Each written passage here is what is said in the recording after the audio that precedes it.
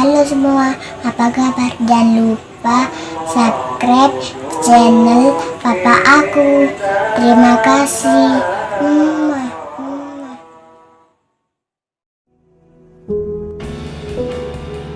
Halo happy people, gimana kabar kalian? Semoga sehat-sehat aja ya. Saya ucapkan selamat datang kepada penonton yang pertama kali mampir di channel saya. Dan tentunya saya ucapkan terima kasih kepada kalian semua yang selalu setia di kapanpun dan dimanapun berada. Baik, pada kesempatan kali ini saya akan mendongengkan kepada kalian sebuah alur film yang sangat bagus tentunya, penuh misteri dan menarik. Dan saya ingatkan kembali kepada penikmat spoiler bahwasanya konten ini sepenuhnya adalah spoiler. Dan alangkah baiknya untuk kalian yang belum menonton film ini agar menontonnya terlebih dahulu, agar kalian semua mendapatkan sensasi menonton film sepenuhnya. Namun jika kalian tidak keberatan dengan konten spoiler ini, saya akan berusaha menceritakan alur ceritanya seutuh mungkin agar kalian bisa menikmati spoiler tanpa menghilangkan estetika film ini. Mulai dengan sebuah berita yang mengabarkan bahwa dunia akan berakhir. NASA telah memberikan pengumuman terbuka ke seluruh dunia bahwa 20 hari ke depan meteor besar akan jatuh ke bumi. Dalam upaya terakhir untuk menyelamatkan umat manusia, NASA sudah mengirimkan misil yang akan menghancurkan meteor tersebut dan membuatnya menjadi puing-puing kecil yang pada akhirnya akan menjauhi bumi. Para ahli hanya bisa berpendapat jika meteor yang ditemukan sedikit lebih cepat, situasi berbahaya seperti ini tidak akan pernah terjadi. Kini manusia hanya bisa berdoa dan berharap solusi terakhir tersebut dapat berjalan sebagaimana mestinya. Namun manusia mempunyai batasan dalam setiap upaya yang mereka lakukan. Upaya terakhir mereka ternyata gagal dan meteor semakin mendekat. Pada akhirnya pemerintah di berbagai negara termasuk Korea melakukan deklarasi untuk mengakui bahwa bumi akan berakhir. Waktu tersisa 7 hari lagi sampai pemerintah Korea memutuskan untuk menunjukkan sisa hari di televisi sebagai upaya mengingatkan warganya agar mereka menghabiskan waktu yang tersisa dengan penuh makna. Terlepas dari prediksi kiamat, tidak ada kerusakan seperti film pada umumnya. Sebaliknya manusia beraktivitas dengan penuh kebahagiaan bersama orang-orang yang dicintai. Namun berbeda dengan Nambu, dia adalah seorang pria yang selalu menyendiri. Nambu tidak bisa merasakan indahnya bersama kekasih bahkan di hari-harinya akhir. Menghela napas, Nambu berkata bahwa mungkin dia akan mati kesepian sebelum hari kiamat. Nambu adalah seorang pemuda yang baru diangkat menjadi polisi sekitar 1 bulan yang lalu. Dalam 4 tahun terakhir dia hidup menyendiri di sebuah apartemen kecil. Nambu tidak pernah memiliki teman ataupun seorang kasih. Satu hal yang mengejutkan adalah Nambu tidak bisa mengingat masa lalunya. Ia bagaikan hidup di tubuh orang lain dengan ingatan yang kosong, di mana dia hanya tahu sekolah dan belajar untuk menggapai cita-citanya. Kini setelah menjadi polisi, Nambu merenungkan perjuangannya dan bertanya-tanya untuk apa dia berusaha keras menjadi seorang polisi jika pada akhirnya dunia akan kiamat. Walau demikian, ia tetap menjalani hidup seperti biasa. Setelah mengganti pakaian dan mengenakan sepatu sempitnya, Nambu berjalan di lorong kantor polisi bersiap untuk menjalankan tugas seperti biasanya, yaitu melihat daftar buronan sebelum akhirnya dia pergi berpatroli. Dalam prosesnya, Nambu menemukan berbagai macam individu yang sangat bebas mengekspresikan diri, tapi anehnya ia terasa familiar dengan itu semua.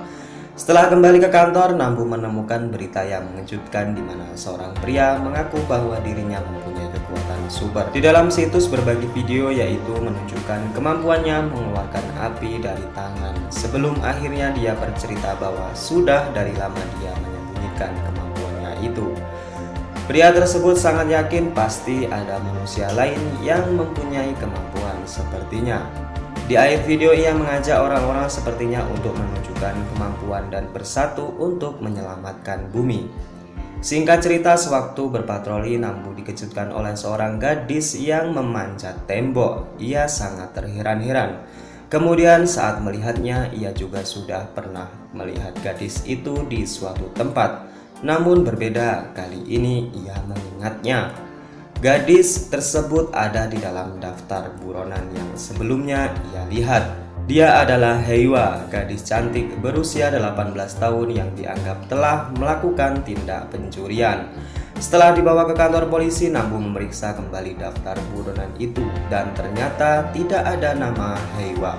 Nambu semakin bingung dengan apa yang terjadi kepadanya karena dia selalu merasa pernah mengingat dan melihatnya.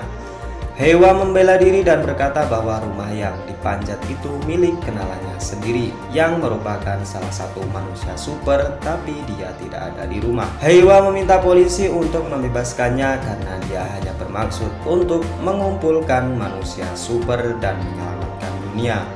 Menurutnya itu lebih baik daripada hanya berdiam diri menunggu kematian tiba. Pada akhirnya senior menugaskan Nambu untuk mengantar Heiwa menemui manusia super itu yang lumayan cukup jauh. Dalam perjalanan Nambu merasa grogi karena kurangnya pengalaman membuatnya sulit untuk berkomunikasi dengan Heiwa. Jelas saja terlihat Nambu menyukai wanita tersebut. Singkat cerita, mereka melewati perdesaan yang akhirnya berhenti di suatu tempat lokasi yang masih jauh sekali, dan mereka harus melanjutkan perjalanan dengan berjalan kaki. Di tengah-tengah perjalanan, sepatu sempit yang digunakan Nambu membuat kakinya lecet. Kemudian saat ia mengobatinya, Nambu bertanya kepada Heiwe, kemampuan apa yang dimiliki oleh manusia super yang akan mereka jumpai itu. Heiwa menjelaskan bahwa orang itu punya kemampuan untuk mengetahui kekuatan seseorang. Dia juga menjelaskan bahwa pada dasarnya kekuatan manusia terbagi menjadi dua. Ada yang menyadari kekuatannya dan ada juga yang tidak menyadari. Oleh karena itu ia menemui manusia seperti ini untuk mengidentifikasi orang-orang yang tidak menyadari dengan kekuatannya. Dengan begitu mereka bisa menemukan lebih banyak manusia super yang mungkin saja bisa menyelamatkan dunia. Setelah melanjutkan perjalanan, mereka pun akhirnya tiba di tempat tujuan yang berada di puncak gunung. Orang yang mereka cari ternyata tidak ada di situ. Heiwe kemudian memeriksa makanan yang ada di kulkas dan untungnya belum basi. Itu bertanda bahwa orang yang dicari masih tinggal di tempat itu. Ia kemudian menjelaskan bahwa rumah itu adalah tempat berlatih Ibu Yang, manusia super yang mereka cari selama ini. Heiwa beranggapan bahwa dia sedang pergi ke suatu tempat dan pasti akan kembali lagi. Awalnya Nambu akan segera pergi dari rumah itu, tapi Heiwe menyarankan untuk menginap karena hari sudah semakin gelap. Pada malam hari Nambu bermimpi duduk di sebelah Heiwa dan kemudian Heiwa berkata bahwa mereka tidak akan pernah bertemu lagi. Air matanya pun mengalir kemudian berkata bahwa langit akan sangat indah di akhir nanti.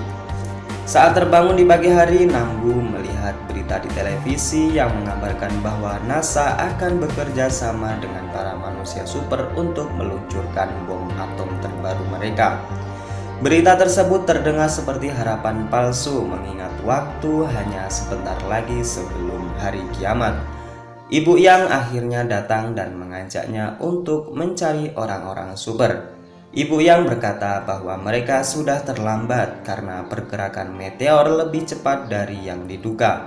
Berita di televisi menjelaskan bahwa meteor paling cepat akan tiba malam hari ini.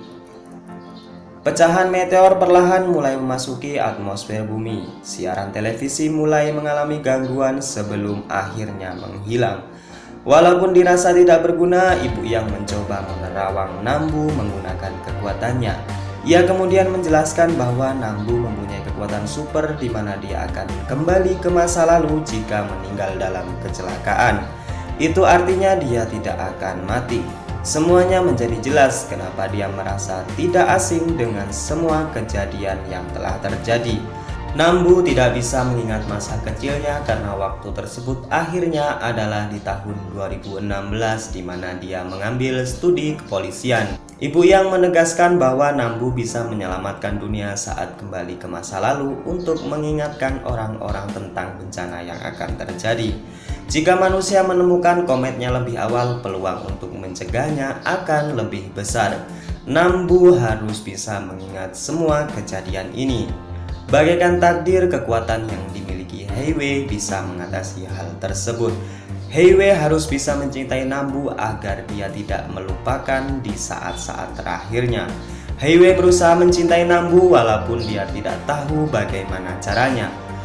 Atmosfer bumi mulai berubah akibat dampak dari meteor yang semakin mendekat. Dengan ragu, Nambu menyatakan perasaannya dan berkata bahwa dia menyukainya sejak pertama kali melihatnya. Namun lagi-lagi perasaan tidak bisa dipaksakan begitu saja. Heiwei tidak bisa mencintai Nambu dalam waktu yang sesingkat itu. Dan kemudian Heiwei meminta maaf karena mungkin inilah akhir dari segalanya.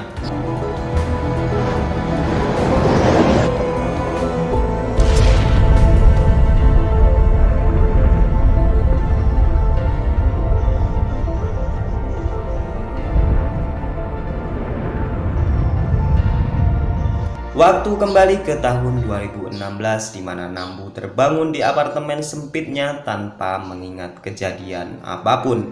Itulah yang selama ini dialami hingga Nambu lupa dengan masa lalunya.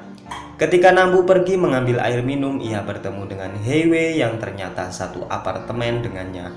Fakta bahwa Nambu tidak bisa mengingat semua kejadian itu adalah jawaban bahwa cintanya bertepuk sebelah tangan. Dan dia akan mengalami hal tersebut terjebak dalam ruang dan waktu yang terus berulang. Dan sialnya lagi, dia terjebak dalam kesendirian yang memilukan di mana ia harus mencintai wanita yang tidak mencintainya. Film pun berakhir.